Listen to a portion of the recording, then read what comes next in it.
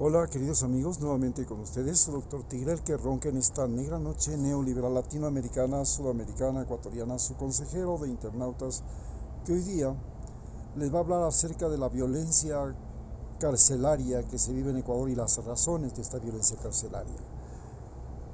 En Ecuador, como lo señalan los medios de comunicación, existe una sobrepoblación carcelaria y esta sobrepoblación carcelaria se origina fundamentalmente a partir, igual que en Estados Unidos, de la denominada guerra al narcotráfico. La guerra al narcotráfico es un elemento fundamental en la política ecuatoriana porque nosotros tenemos en el país dos bases militares entregadas a los militares norteamericanos que están en Galápagos y en la base de Manta con la finalidad de detener el narcotráfico.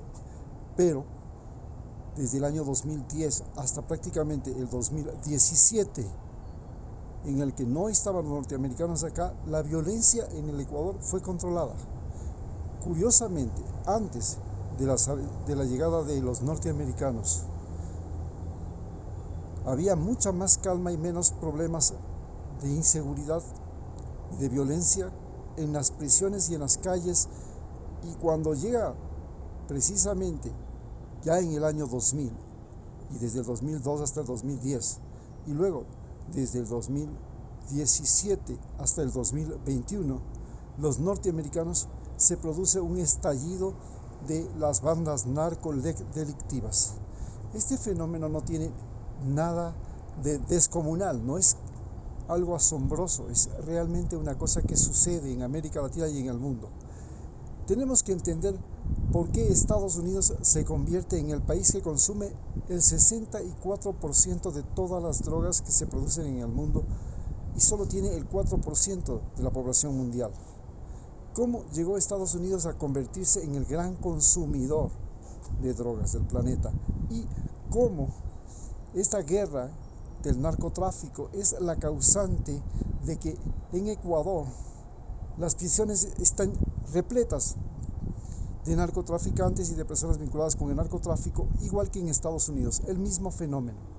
Y que ahora esas cárceles se han convertido en focos de la violencia más extraordinaria. 79 personas han muerto en un solo día, en 3 prisiones de Ecuador.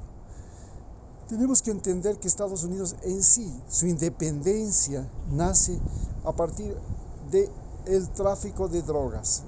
¿Qué droga es la que vendía Estados Unidos? Vendía la droga del té. Vendía el té a Inglaterra.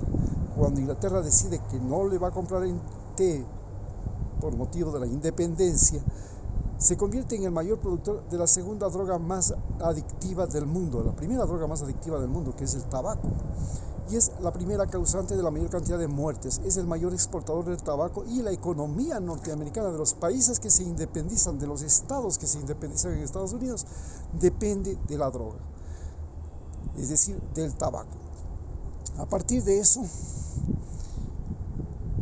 se comienza a utilizar, se desarrolla en Estados Unidos el consumo del alcohol, es una sociedad alcohólica, fundamentalmente, y consiguen inclusive domesticar a los indios, domar a los indios y convertirlos en alcohólicos en Estados Unidos para poder reducirlos a presión, a esas reservaciones que se llaman. Posteriormente, en la década de los años, en el siglo XIX, Estados Unidos se convierte en un productor de medicamentos adictivos, que en ese momento se llamaba la medicina de patentes, que está a finales del siglo XIX, desde mediados hasta finales del siglo XIX. Esta medicina de patentes utilizaba por sobre todo la heroína, la morfina, la cocaína, y otros medicamentos y otras drogas estimulantes. De ahí nace en ese momento pues la Coca-Cola, que comenzó como el vino de coca y luego terminó siendo Coca-Cola cuando se mezclan dos productos, el uno de Sudamérica, la coca, y el otro de África, la cola, y se crea la Coca-Cola. Durante largo periodo, desde prácticamente mediados de 1800, es decir, 1850, hasta 1912, que se crea la FDA, Estados Unidos se convierte en el país de los adictos a los narcóticos y estimulantes. Todo medicamento que se vendía para la tos tenía drogas. Todo el medicamento que se vendía para el estómago, dolores, para los cólicos, tenía droga. Todo el medicamento que se vendía para el dolor tenía droga. Todo el medicamento que no se vendía, que se vendía para no poder dormir, tenía droga. Todos los medicamentos era lo que se llamaba la medicina de patentes. Esa medicina de patentes convirtió a los estadounidenses en adictos a las drogas.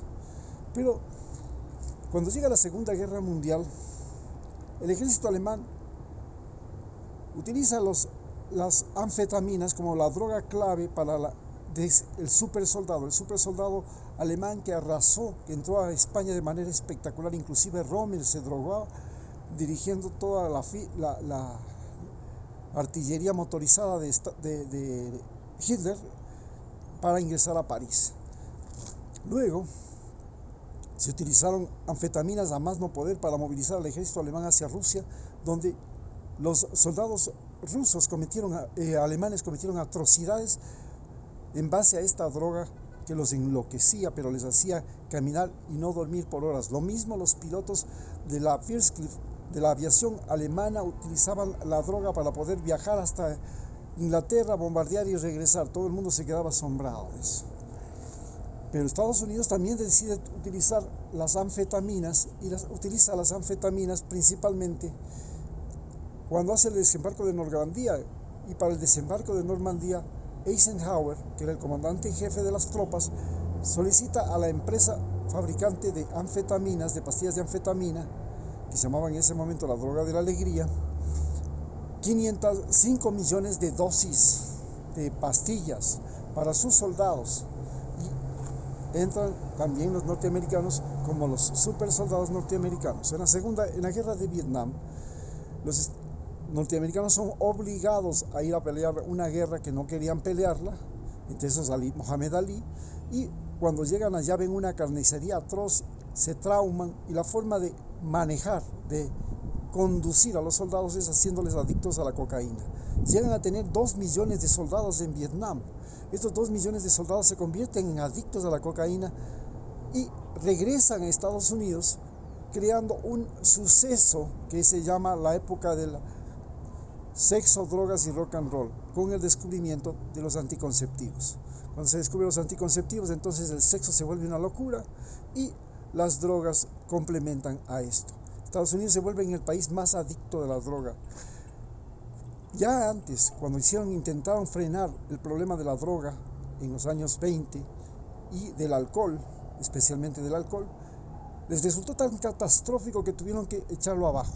Pero ¿por qué la droga se convierte en un poder político en Estados Unidos? Porque la mafia italiana, que es la que provee de drogas a los soldados de Vietnam, especialmente de la droga derivada de los opiáceos, controla la droga hasta que llega un mafioso norteamericano que trae la droga en los ataúdes de los muertos. Es el primer mafioso negro.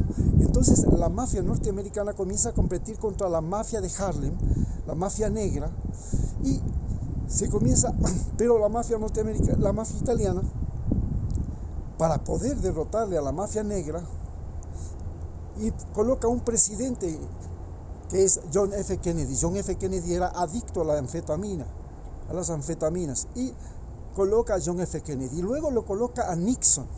Y Nixon declara la guerra a las drogas, pero la guerra de las drogas se la hace específicamente ya no contra la mafia norteamericana de los negros, sino que es una guerra de la mafia italiana contra la mafia latina.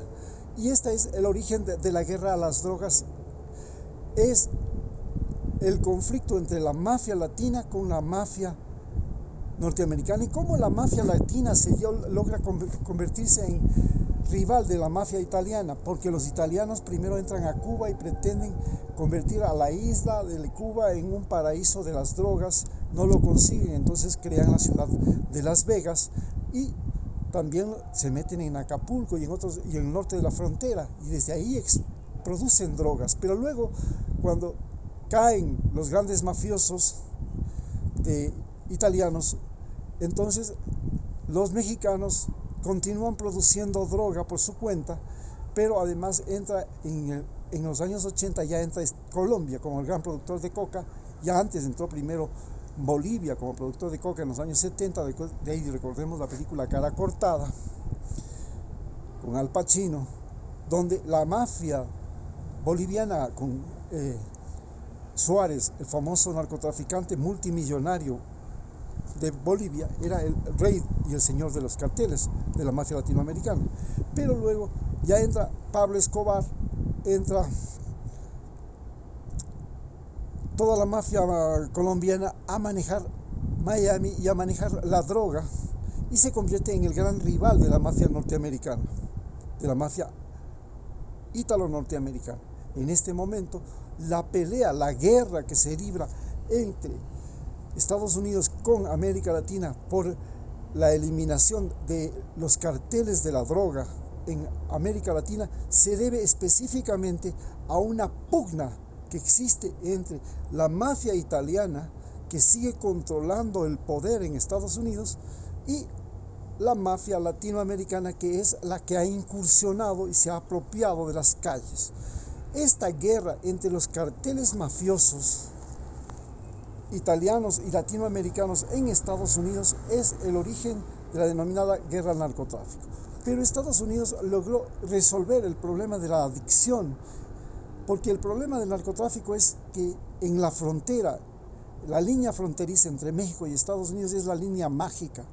Un cartel que logra introducir la droga en Estados Unidos simplemente compra droga al sur de la frontera por $1,000 y solo tiene que cruzar la línea de la frontera con un túnel o como sea, como lo hacía el Chapo Guzmán, y al otro lado ya vale $10,000. Esta frontera mágica que puede convertir a un producto en 1,000 veces su valor y ganancia es la clave fundamental del problema.